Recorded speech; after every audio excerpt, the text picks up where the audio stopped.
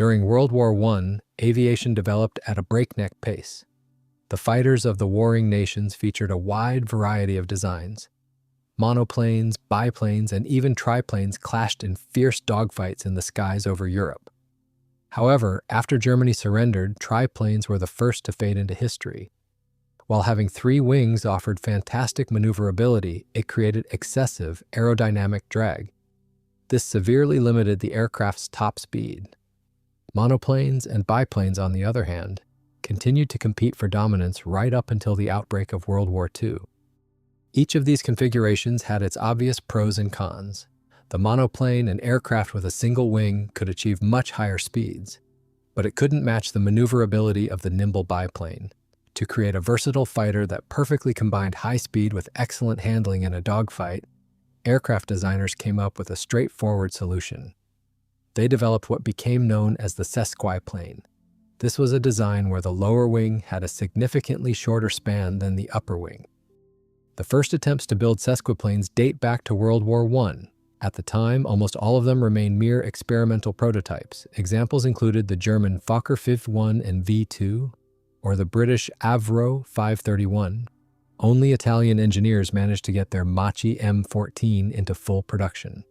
Though a batch of just 10 completed aircraft is hard to call a true production run. The real golden age of the sesquiplane came in the 1920s. During this decade, many countries started developing their own fighters with unequal span wings. For example, the Netherlands was actively building the Fokker D11 and D13. Meanwhile, the Soviet Union built the I-4 fighter, designed by the renowned Soviet engineer Andrei Tupolev.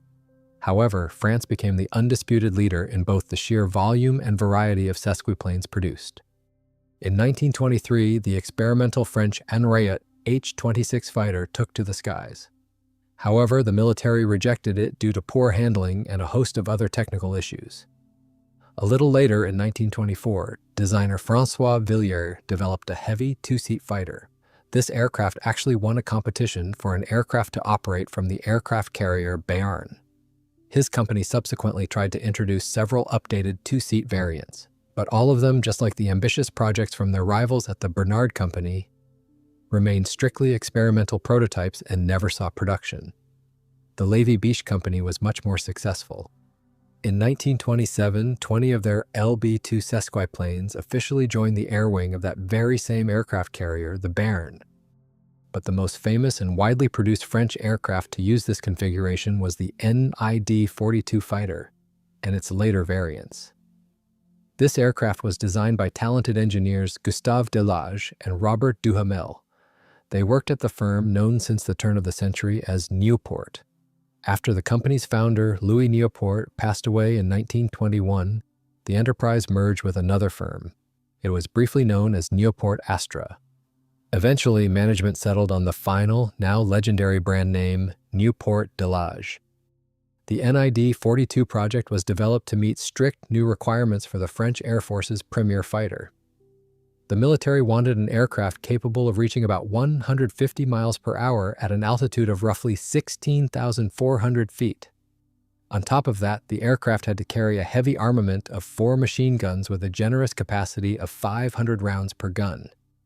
2 of the guns were designed to be mounted internally within the fuselage. They were synchronized to fire through the propeller arc. The remaining pair was to be mounted on the wings, safely clearing the prop. This government competition sparked widespread excitement all across France. Winning guaranteed the manufacturer a lucrative production contract for the country's main fighter aircraft, which meant huge profits. Just about every aviation company in the country submitted designs and built prototypes. The field of competitors for this prestigious contract ultimately grew to 30 aircraft. This happened as several companies tried to boost their chances by pitching multiple designs to the military at once. The original design from Nieuport-Delage, the NiD-42, started out as a monoplane. The wing was mounted above the fuselage on cabane struts. Aviators call this layout a parasol wing. The company took a bold approach, building 2 versions of the NiD-42 at the same time. One was a fully equipped fighter for the military. The other was a purpose-built racer, designed purely to shatter the world speed record. Despite their differing outward appearances, both aircraft shared the exact same basic airframe. The heart of both planes was the same power plant. It was the brand new Hispano-Suiza Type 51 V12 engine. Designed under the close supervision of brilliant engineer Mark Burkheit, this engine successfully completed its first bench tests in February 1924. It eventually became the foundation for a highly successful family of incredibly reliable and powerful aircraft engines. The NiD-42 fighter proved to be a fairly large yet well-proportioned and truly elegant aircraft. It featured mixed construction, which was standard for aviation at the time. The forward fuselage was all metal with duralumin skinning. This section extended from the engine cowling all the way back to the rear of the open cockpit. The aft fuselage, however, was built around a frame of rounded wooden formers. This entire tail section was carefully skinned in plywood and covered in aircraft fabric. It was then heavily doped to smooth out the aerodynamics. The parasol wing sat above the fuselage with a pronounced gap. It was secured just aft of the engine by inverted V-shaped cabane struts. From below, the wing was heavily reinforced on each side by robust lift struts. Their upper ends attached to the wing. Their lower ends converged to a single point and mounted directly to the rigid, fixed main landing gear. This landing gear utilized rubber bungee shock absorbers. The gear assembly itself was attached to the lower fuselage via end struts. Instead of a traditional tail wheel, the designers opted for a curved metal leaf spring tail skid to absorb landing impacts. The straight wing featured rounded tips. It was built around two main duralumin spars with a wooden internal framework. The only control surfaces on the wing were the ailerons. These lacked any aerodynamic balancing to lighten the pilot's stick forces. The wing's leading edge was skinned with sturdy plywood, while the aft section was fabric covered. To give the pilot better upward visibility during dogfights and maneuvers, the designers cut a semicircular notch into the trailing edge directly above the open cockpit. The empennage featured a conventional design and was built entirely of wood. It consisted of the vertical fin and horizontal stabilizer. Both featured smooth elliptical shapes. Much like the ailerons, the elevators and rudder had no aerodynamic balancing either. This meant the pilot had to rely entirely on his own physical strength to maneuver the aircraft. Initially, the fighter was fitted with an engine that produced 500 horsepower after some testing and fine-tuning. But the designers wanted more. With further tuning, they managed to squeeze 545 horsepower out of it. This engine ultimately entered full-scale production under the famous Hispano-Suiza 12HA designation. Later on, an even more powerful version rolled out. This was the 12HB model. It boasted a higher compression ratio and produced 580 horsepower. This was a very impressive number for the era. The plan was to offer the NiD-42 fighter with both engine options, paired with a reliable two-bladed wooden propeller made by Ratier. But the cooling system was pretty unconventional. The engineers decided to mount the radiators in a highly unusual spot. They placed them right on the main landing gear struts. The aircraft held a total of about 90 gallons of fuel. This was split across 3 tanks. 2 were located in the wings, and another was housed inside the fuselage. The fighter's armament fully met the Army's strict requirements and consisted of 4 machine guns. 2.303 caliber Vickers machine guns were mounted right in front of the open cockpit. They were shielded only by a small windscreen. Each had 500 rounds of ammo and was synchronized to fire safely through the propeller arc. Another pair of Darn machine guns of the same caliber with the same ammo capacity was mounted directly in the wings. In the spring of 1924, the first 2 prototypes of the NiD-42 fighter were completed at the company's factory. As summer approached, the engineers rolled a special racing version out of the hangar. This was the NiD-42S. It was built with one ambitious goal: to break the world speed record. The racing NiD-42S was visually and technically different from its military counterpart. While the fighter had a noticeable gap between the fuselage and the wing, the racer was a classic monoplane.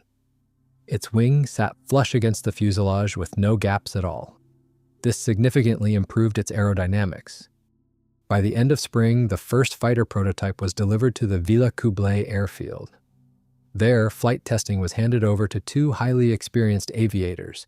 These were the famous French air racer Sadi Lecointe and the company's chief test pilot, Fernand Lasne. LeCointe also had the honor of taking the racing NiD-42S on its maiden flight. The gamble quickly paid off, and the aircraft went on to set several world records. For example, during the prestigious Beaumont Cup race, Sadi LeCointe covered the 310-mile course. He did this at an average speed of almost 191 miles per hour. This meant he smashed the previous world record for a closed-circuit course by a full 22 miles per hour. However, unlike the wild success of the racing NiD-42S, testing the military version left the pilots deeply unimpressed. The center of gravity was too far aft and the tail surface area was too small. Because of this, the aircraft was incredibly difficult to handle and highly unstable in flight. Pilots harshly criticized the fighter for its poor maneuverability. They also noted a dangerous tendency to depart into a spin. On top of that, at certain speeds, the wings and tail would develop noticeable flutter. The engineers did everything they could to assure the pilots that this flutter posed no threat to the airframe's structural integrity.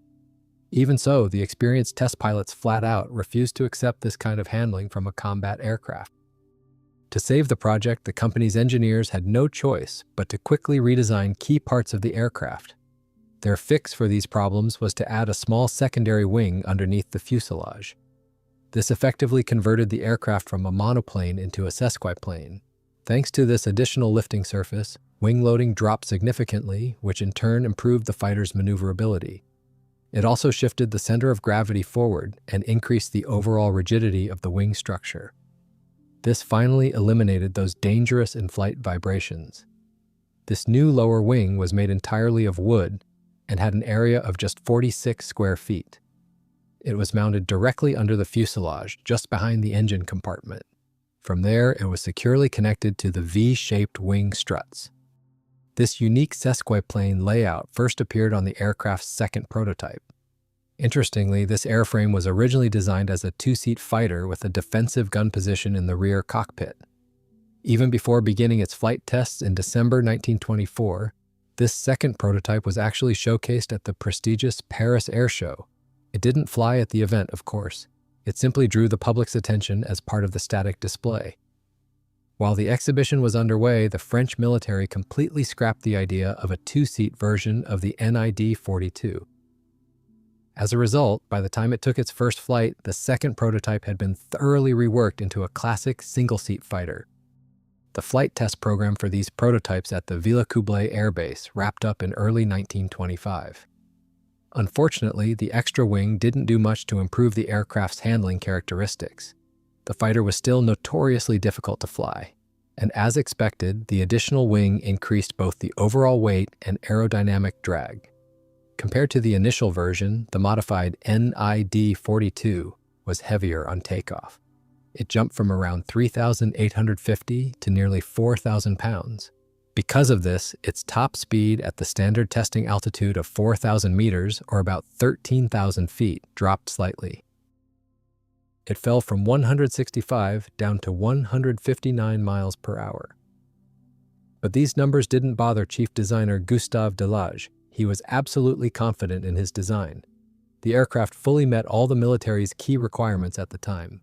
Plus, it was still significantly faster than all of its competitors, and speed was considered the single most important trait for a fighter. By the spring of 1925, military officials were still dragging out the debate over who should actually win the state competition. This severely delayed a final decision. Meanwhile, Delage was so convinced of the NiD-42's superiority that he boldly began prepping for full-scale production without even waiting for an official contract from the French military. The company decided to equip the first two production fighters with entirely different engines featuring underslung radiators. The first aircraft received a powerful 450 horsepower Lorraine Dietrich 12 EB engine. It was designated as the NiD-44. The second airframe, housing a 500 horsepower Hispano-Suiza 12 GB engine under the cowling, became the NiD-46. Nieuport-Delage offered both of these variants to the military as well, since the competition was still officially open. However, due to their slightly less capable power plants, the speed performance of these new variants dropped a bit. As a result, out of the 12 competition finalists, the NiD-44 only took 10th place, while the NiD-46 finished in 5th. Next to roll off the assembly line was an NiD-42 fighter equipped with a new Hispano-Suiza 12 HB engine. Flying this aircraft, test pilot Fernand Lasten kept adding to the incredible list of records for the 42 series. On August 29, 1925, flying a closed circuit of about 620 miles, he clocked an average speed of 154 miles per hour. Just 3 days later, carrying an 1,100-pound payload, the aircraft averaged 155 miles per hour over a 310-mile course.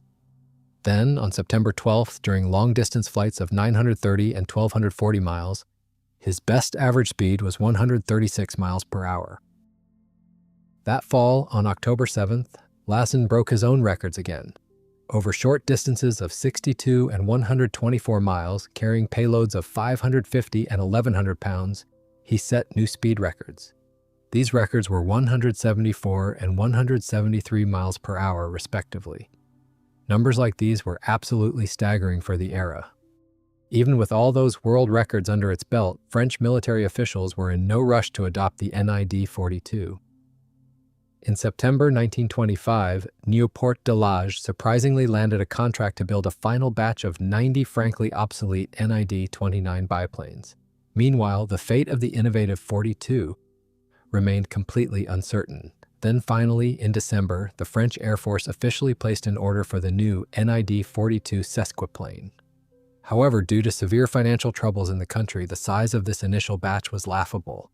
They could only afford to pay for 2 airframes. These aircraft featured an enlarged tail section, which significantly improved handling. Afterward, the fighters were sent to the Villers-Cotterêts Air Base for flight testing. That is where test pilots were really able to wring out the fighter and get its true performance numbers. Down on the deck, the NiD-42 hit a top speed of 165 miles per hour. To climb to 9,800 feet, the production aircraft needed just over 6 minutes. It passed the 19,700-foot mark in a little over 18 minutes. For takeoff, it only needed a run of about 350 feet. Its landing roll was right around 500 feet.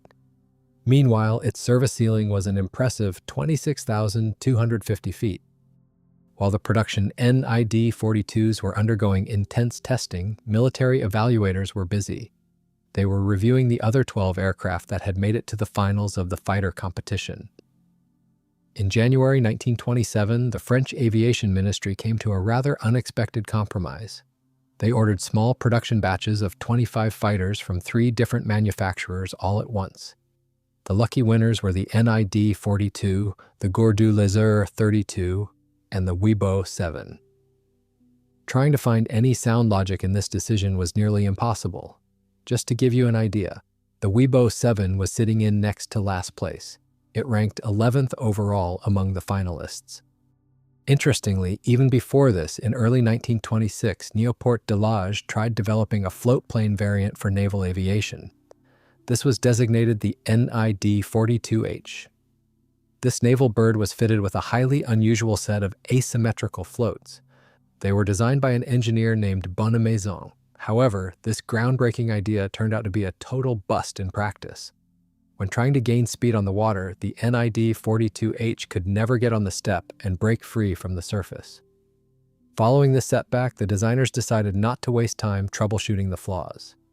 All further work on the naval project was permanently scrapped. In the summer of 1926, the designers of the NiD-42 tried to break into the international market. They pitched the aircraft to its first potential foreign customer, Turkey. Throughout June and July, the fighter went through a series of competitive flight trials in Turkey.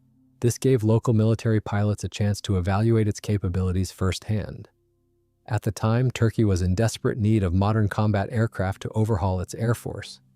Negotiations with Nieuport-Delage actually got pretty serious. Talks were underway for a bulk order of 50 fighters. But the deal fell through. Due to severe budget constraints, Turkey was forced to cancel the order entirely. Ultimately, in late 1927, the first 20 production NiD-42s entered service with frontline French Air Force regiments. Even after becoming operational, the aircraft design kept evolving. Engineers were constantly making modifications to improve its stability and overall flight safety. Beyond minor tweaks to the flight controls and redesigning the tail section, the development team began considering a far more radical step. They planned to move away from traditional mixed materials. Future variants would fully transition to a modern, all-metal airframe.